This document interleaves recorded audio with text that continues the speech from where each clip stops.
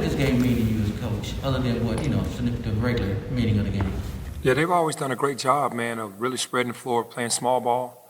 We've always been the team to play small ball, so it's always been a battle. They've had great guards that have shoot the ball really well, move the ball really well, and it's always been a battle. Been a struggle ever since I've been here. I think we blew them out the first time we played them with Keevan and Jeremiah and those guys. And ever since then, man, it's just been back and forth battles. They're another team that shoots the three-pointer well. You know, you guys have kind of been working on these last couple of games. How do you approach that guarding this type of team? Yeah, it's always difficult, man, because they're good at what they do. They shoot a ton of threes, and if the team gets hot, like a lot of teams have gotten hot on us, then if you're not closing out properly, then they're gonna make a majority of their shots, and we have to have more of a sense of urgency on the closeouts. We were doing that earlier in the season, and somewhere along the line, with a lot of things that's been going wrong for us all year, we've stopped closing out on the flight of the ball, and we're trying to get out. We're getting out there a little later, and guys are knocking down shots on us. So we've been really working on it the last couple of days, and we'll see if it transitions over to tomorrow's game. I hate to ask, but are you getting healthier? That is a good question, honestly. Guys are still on the sideline, getting better. So I won't know until tomorrow's shoot around, maybe tomorrow's game, who I'm going to have. Speaking of that, what's Rasheed's status? Is he still with you guys? Rasheed is actually still with us. He's more of in a consultant's role. He was in health and safety protocols, and now he's more of in a consultant's role. Still talk to him all the time, and he talks with the bigs about the next game and about what's going on through Zoom, and he's just doing everything remotely now. Is he not going to be back on the bench, Gene? Right now, I would say no. I'm not. I don't know about what happens later in the season, but he's still a part of who we are. Talking to him and him looking at game film and looking at our practices as well, and staying in touch with the bigs. But how does that affect your coaching staff? Because I know recruiting goes on, even though, and if he's taking up that spot, that leaves you short-handed, or you just worry about that after the season? Yeah, we just keep plugging along, man. That's what we have to do. It's just how it works on this level, and we have work to do in a lot of areas. We're still recruiting. We're trying to get ourselves better, trying to get healthy. So we have a lot of things to check off the list over this next couple of weeks.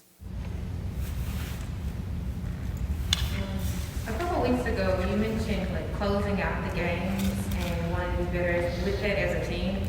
So obviously we know how last weekend went, but what are you guys kind of doing in practice this week ahead of this game to make sure, once you get that big lead, like you said, you turn a 20 to a 30, a 30 to a 40? I think it's pretty much just executing what you do in practice. Free throws are just what they are. In the situation, the time, and circumstance, if you put pressure on yourself, don't go through your routine, don't get your deep breaths, then maybe there's a possibility for you to miss.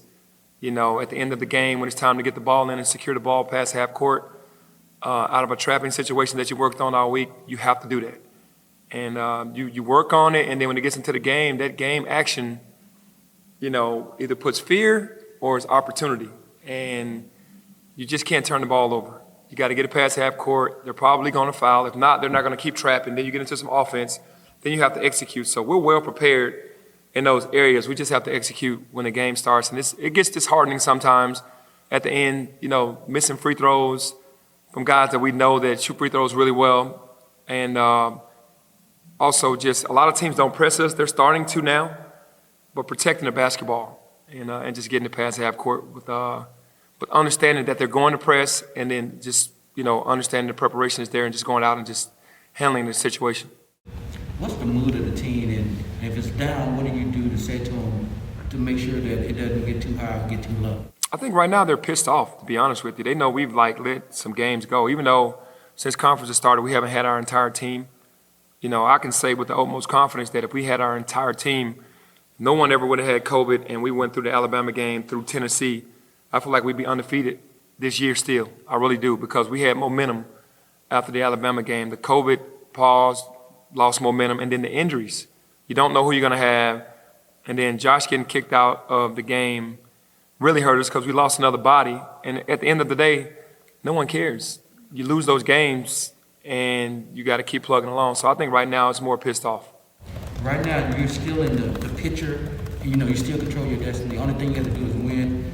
So how do you use that as motivation? Because you're still next 4 hours coming in to say, look, you're this close. The only thing you got to do is take care of what you need to take care of. What's your message to the team for that? Man, it's just fight.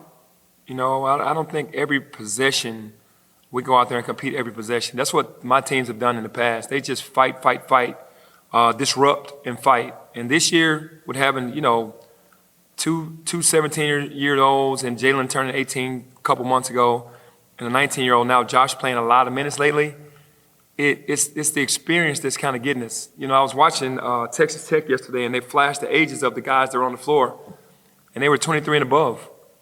When you're fighting against 23 and above, you have 17, 18, and 19 that have no experience.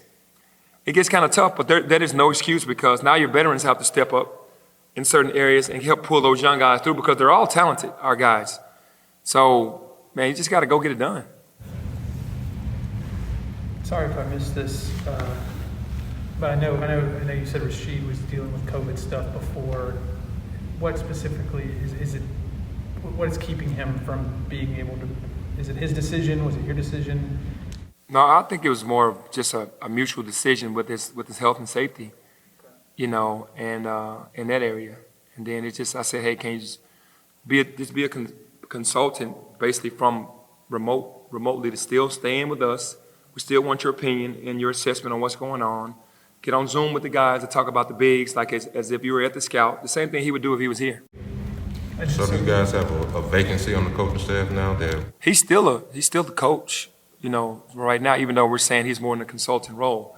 We don't know what we're going to do with that. We're still in tune with Rasheed, but we really don't know for the rest of the season, if we've been filling that spot with Rodney Hamilton for now because he can fill that spot as the Dobo, as the next guy in line to be able to step in when the coach is out.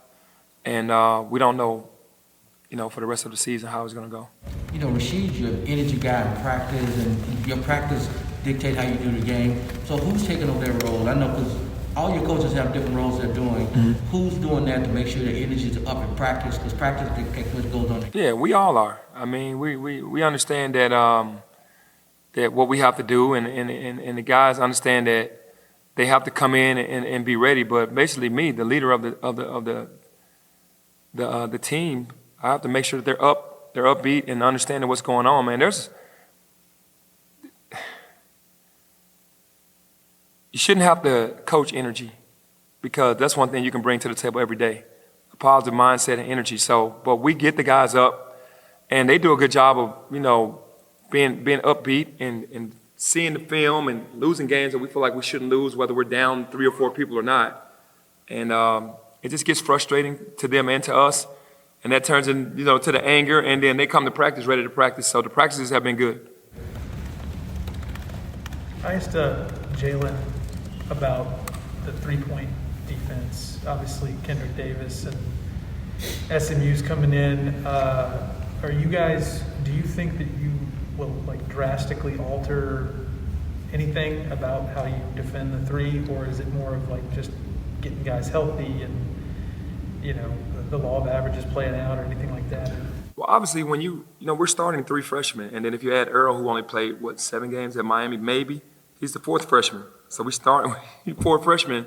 How much are they really going to know? They're thinking that ball is being passed to somebody in high school like that. That's a miss. Now, no matter how much film you show them and you tell them exactly what's going to happen, they're still not closing out properly. They're not having a sense of urgency until it gets too late. So when you get your veterans back on the floor, your Alos, your DeAndres, they know now you got maybe 1 freshman on the floor, maybe 2 at a time. Now the veterans are like, we have to get out there. Don't let him shoot. You go closer to him. Stay there. We have this covered. So now you're starting to communicate a different way.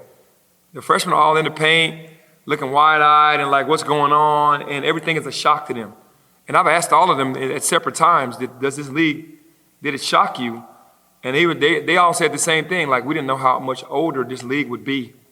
They're looking at all the freshmen around the country, like it's a lot of freshmen everywhere, but in this league, it's an older league. And there's no excuse. We teach, we show film, they understand what they have to do, but the experience is just when it comes to that. So I can see with the last 3 games of having Imani, Jalen, and Josh play a ton of minutes, it's just not going to be the same sense of urgency. Excuse me if I should know this. When it comes to Lander, Zolly, and DeAndre, are they questionable for tomorrow or they're not playing for sure? I would like to say questionable. I definitely would like to say questionable. I haven't heard that either was going to be out. I think they're just waiting. You know, if I had the information, I would easily say it, but for now, they're both questionable. So the only person that's really out is Chandler and Alo? I think Alo's questionable.